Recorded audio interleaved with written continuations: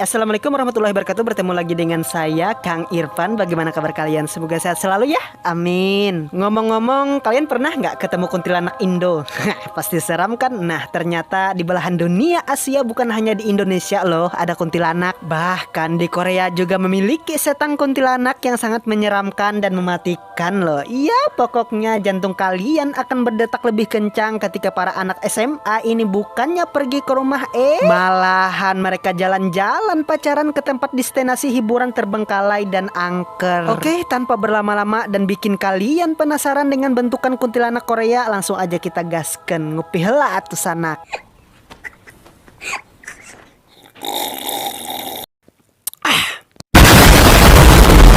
Cerita akan diawali memperlihatkan seorang wanita yang nampaknya penasaran akan berita yang beredar mengenai goa destinasi yang sangat angker. Bahkan dia berani sendiri pergi ke tempat ini demi memuaskan rasa penasarannya. Namun ketika ia berada di sana, berbagai keganjilan pun terjadi dari anak kecil yang menuntunnya, bahkan menemukan seorang pemuda yang wajahnya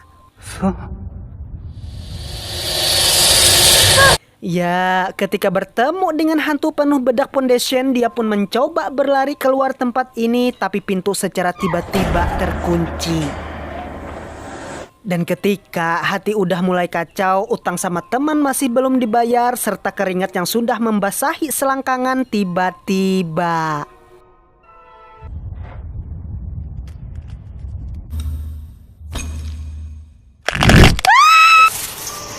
dan film bisikan maut baru dimulai. Kini kita pun akan dibawa ke salah satu sekolah ternama yang ada di Korea. Namun karena tidak disebutkan namanya apa, sebut aja sekolah Tadika Mesra. Dan di sana kita akan diperlihatkan kepada Eun-ha yang sedang melakukan ujian tes kelulusan. Serta sedikit informasi, Eun-ha sendiri seorang siswa yang berlatar belakang dengan kondisi pas-pasan. Bahkan karena tuntutan orang tuanya yang harus cepat lulus dan memperoleh pekerjaan, membuat dirinya mendapatkan banyak sekali tekanan mental di kehidupannya. Ya, salah satu efek dari tuntutan ini, dia pun selalu mendengar bisikan-bisikan gaib dari berbagai jenis makhluk astral di dekatnya. Nah, dan di sana kita juga akan diperkenalkan dengan seorang siswa bernama Lee yang katanya ingin sekali menjadi vlogger seperti Atta Halilintar. Serta tidak ketinggalan juga Jodung, seorang siswa yang selalu diminta ayahnya untuk jadi PNS di masa muda. Katanya sih biar hidup enak dan jangan jadi beban keluarga. Iya kan, ya sudahlah. Dan yang terakhir di sana juga ada Choi Hee, si gadis super make up, dan Min Woo, si lelaki keren di kelas ini katanya. Sebenarnya pada titik ini saya sangat sedih terhadap Eun-ha. Di samping tekanan orang tuanya mengenai nilai-nilai yang harus bagus terus-menerus serta kehidupan yang makin sulit tidak adanya bansos, membuat dalam hatinya ingin mengakhiri hidup saja. Karena pada sejatinya hidup bukan hanya soal kemewahan serta keberhasilan, namun di mana Anda hidup bisa tenang dalam aspek kehidupan, di sanalah titik tertinggi sebab Anda mensyukuri jalan kehidupan. Ya, akibat tekanan terus-menerus, Eun-ha pun mencoba melepaskan diri dari belenggu ini dengan cara mengikuti liburan akhir sekolah bersama teman-temannya. Dan pasti di setiap masalah yang dihadapinya, syukurnya selalu ada teman-teman yang memahami setiap keadaannya. Ya, meski liburan kali ini sudah mengecewakan ibunya, namun bagi Eun-ha, dia harus healing sejenak untuk melepaskan semuanya. Singkat waktu, kini tibalah mereka sudah meluncur dengan sebuah mobil bus milik Jodung. Namun di tengah perjalanan malahan GPS arah udah mulai nggak beres, serta tanpa diprediksi Eun-ha tertidur dan bermimpi. 주동이, 너 괜찮아? 가지 마. Ya, dalam mimpinya satu keluarga seperti banyak mengalami luka berdarah di dalam mobil, ya seperti baru saja terkena musibah. Dan ternyata itu hanyalah mimpi Eun-ha, karena sebelum pergi dia lupa baca bismillah dan minum obat antimo agar tidak puyeng dalam perjalanan. Kemudian mereka pun udah sampai dan segera turun untuk bermain di sana, tapi tiba-tiba Ji-dae menemukan sebuah gua berhantu. Ya, seperti yang kita tahu, di setiap tempat rekreasi selalu menyediakan wahana adrenalin senam jantung, yaitu gua berhantu. 여기서 뭐해? Dan di sana tanpa mereka sadari muncullah seorang nenek tua yang kedatangannya entah dari mana, bahkan desa di sini pun tidak ada sama sekali. Lalu beliau mengatakan, "Apa yang kalian sentuh?" katanya. "Jangan bermain di tempat ini, cepat kalian pergi." Nah, kurang lebih seperti itu ucapannya. Seketika karena udah diperingatkan berlama-lama di tempat ini, mereka pun akhirnya pergi. Dan di tengah perjalanan Lee pun kembali ada ide gilanya. Ya, yang pada saat itu sangat penasaran akan cerita tragedi berdarah di tempat ini yang katanya dulu pernah terjadi insiden yang menewaskan satu keluarga dan parahnya si ayahnya sendirilah pelakunya. Dan pasti pada saat itu sebagai seorang vlogger yang sangat handal, Lee pun mengatakan ini menjadi kesempatan bagi kita menelusuri tempat angker demi kepuasan viewers dan FYP viral di medsos nantinya. Otomatis karena mereka satu frekuensi, ya kan, semua orang pun kembali ke tempat itu. Dan pasti inilah awal kengerian terjadi. Singkat waktu mereka pun udah sampai di goa ini, ya kan, dan langsung memasuki tempat itu. Yang di sana Eunha seperti tidak yakin akan meneruskan perjalanan. Sebab seperti yang kita lihat di atas langit-langit malah ada seperti tetesan darah yang mengalir dan tiba-tiba lah, ternyata hanya tangan boneka, ya kan. Lalu kemudian mereka melanjutkan perjalanan, tapi ya, lagi-lagi pintu tertutup dengan sendirinya, membuat ketegangan ini menjadi campur aduk. Meski mereka anggap ini hanyalah ulah sebuah angin yang lewat. Lalu pada saat itu Eunha pun ditelepon oleh orang tuanya yang tanpa babibu di awal langsung memarahi wanita ini sebab ia liburan tanpa kasih tahu orang tuanya. Ya, sebenarnya sifat Eunha emang salah, namun kalau kita berkaca lagi kepada perlakuan ibunya yang terus-menerus menginginkan Eunha memiliki nilai yang bagus di sekolahan, tentu ini bagi Eunha sangatlah terbebani. Bahkan tekanan yang menuntut kesempurnaan nilai itu bukannya akan menjadi baik, malahan justru membuat si anak jadi stres berkepanjangan. Ya, karena pada sejatinya kesempurnaan adalah rasa syukur dan perjuangan yang telah kita lakukan. Lanjut. Lalu panggilan pun berakhir dan pada saat itu Eunha mendengar seperti ada bisikan makhluk mengerikan dan tiba-tiba ya, seekor anak kecil berada di sana yang pada saat itu membawa Eunha pergi menjauh dari teman-temannya. Sedangkan Minho yang khawatir akan keadaan Eunha langsung menelpon pada saat itu, namun yang didengar hanyalah suara TV yang lagi ngadat, nggak ada sinyal, ngot ngit, nah gitu suaranya. Dan parahnya guys, ketika Eunha meminta bantuan kepada polisi agar menjemput dirinya dan anak kecil, malahan di sana sangat ramai akan banyak orang. 죄송한데 그 주변이 시끄러워서 잘 안 들립니다. Dan seperti yang kita tahu, sedangkan bagi Eunha tidak ada siapa-siapa di sana, yang nyatanya emang sunyi, ya kan, dan tiba-tiba lagi lalu kita akan melihat perjalanan teman-temannya yang di sana masih saja melakukan drama action horror demi viewers untuk mendapatkan popularitas. Namun ketika Choi Hee lelah ingin duduk, ya, Jodong malahan terjatuh ke dasar sumur dalam goa. Dan ngerinya di sana banyak sekali tangan yang akan menyambut kehadirannya, serta seketika tali tersebut terputus. Dan kini mereka pun sangat menyesal karena telah bermain-main di tempat yang salah. Sedangkan Jida yang terpisah dengan teman-temannya malahan sembunyi sangat lama di sana. Tapi ya, seperti yang kita lihat, ia pun tidak lupa menjadi sasaran para makhluk ini.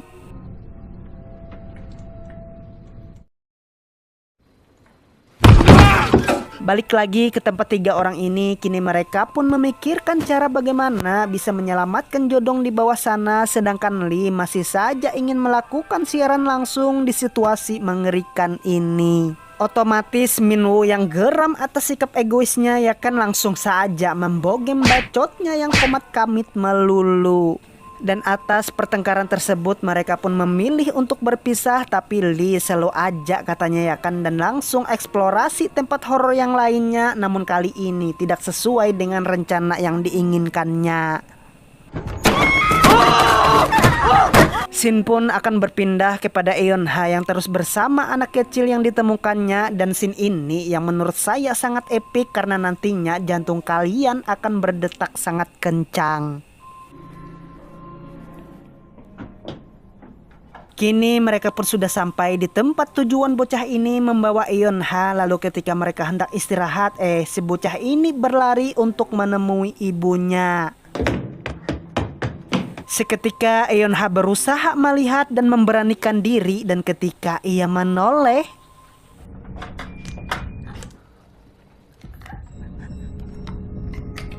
sialan, ternyata si ibunya sesosok kuntilanak yang pasti Eunha langsung bersembunyi dalam bilik kecil bekas galian. Dan di sana ia terus berpikir lantas kalau emaknya Kunti berarti anaknya katanya. Ya, tidak lama ia menjawab pertanyaan ini di otaknya tiba-tiba.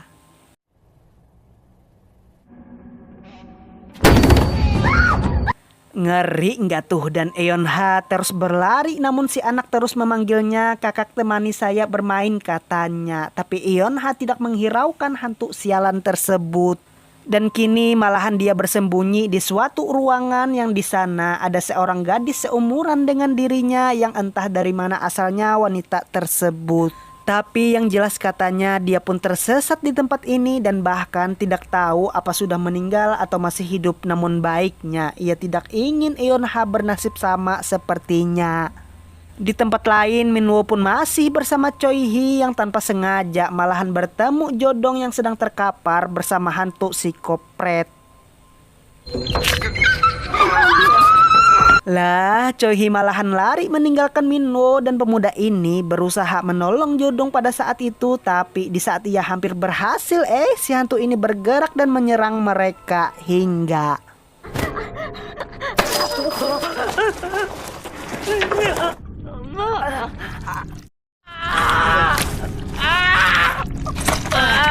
Asli cok sadis amat nih hantu Jodong pun koit pada saat itu. Ya, bagaimana tidak modar ketika mulutnya dipaksa buka lebar-lebar sampai hancur. Balik ke Eunha yang di sana dia berlari bersama temannya, tapi si anak kecil ini tetap saja selalu mengikuti.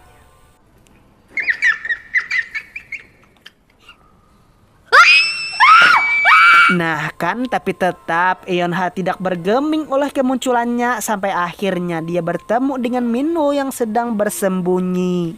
Di sana Minwoo agak bingung dengan siapa Eunha berbicara, dan setelah si wanita misterius ini bercermin, 지금 누구 보고 얘기하는 거야? 이제 알겠네. rupanya sama saja dia ternyata juga telah mati. Otomatis Eunha yang sadar akan hal ini langsung berlari dengan Minwoo. Lalu bagaimana dengan sahabat mereka yang lain? Terlihat Choi Hee terus berjalan menemukan jalan keluar, namun naas dia malahan... Ya, lagi-lagi dia bertemu sahabatnya yang sudah modar. Seketika dia berlari dan sama halnya seperti Minwoo dan Eunha yang terus berlari dari bisikan-bisikan hantu kelaparan sampai akhirnya di tengah perjalanan keluar kembali mereka lagi-lagi bertemu. Tapi karena Choi Hee merasa itu tipuan muslihat belaka, malahan mengurung dirinya sendiri. Tapi tiba-tiba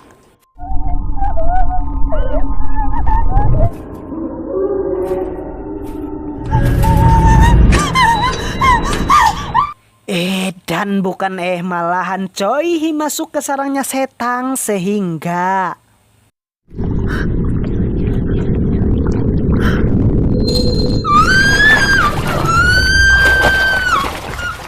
setelah kepergian Choi Hee, mereka pun terus melanjutkan perjalanan. Tapi seperti masalah yang tidak henti-hentinya kelar pada saat itu, malahan mereka pun kembali bertemu dengan Lee yang entah kesurupan jurik atau apa, tiba-tiba langsung menghantamkan cangkul ke kaki Minwoo. Dan bukan hanya itu, dia ingin mencongkel matanya, tapi beruntung Eunha langsung menolong Minwoo dari bocah vlogger ini.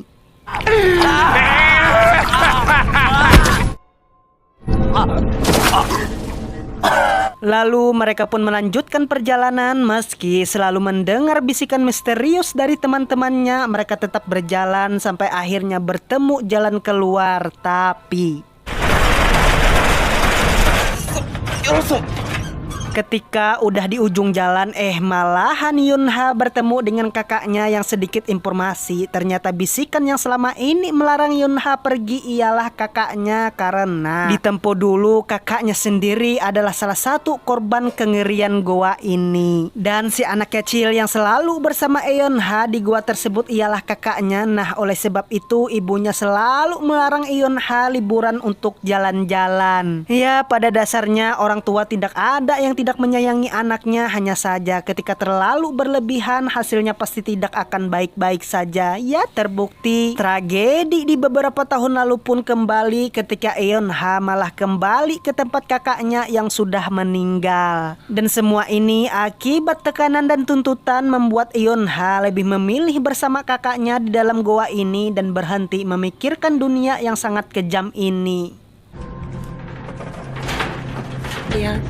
Yang pasti hanya Minolah yang selamat dan film pun tamat. Oke teman-teman, segitu aja, dan pesan yang dapat kita ambil pelajaran dari film ini adalah memang masalah selalu ada, namun jangan pernah ya kita berpikir bahwa hal tersebut sangatlah menyakitkan. Ingatlah, masalah merupakan tamu yang tak diundang dalam kehidupan kita dan kita harus perlakukan dia sebaik mungkin, maka kita juga akan diperlakukan dengan baik olehnya. Saya Irfan pamit, bye bye. Assalamualaikum warahmatullahi wabarakatuh. Subscribe.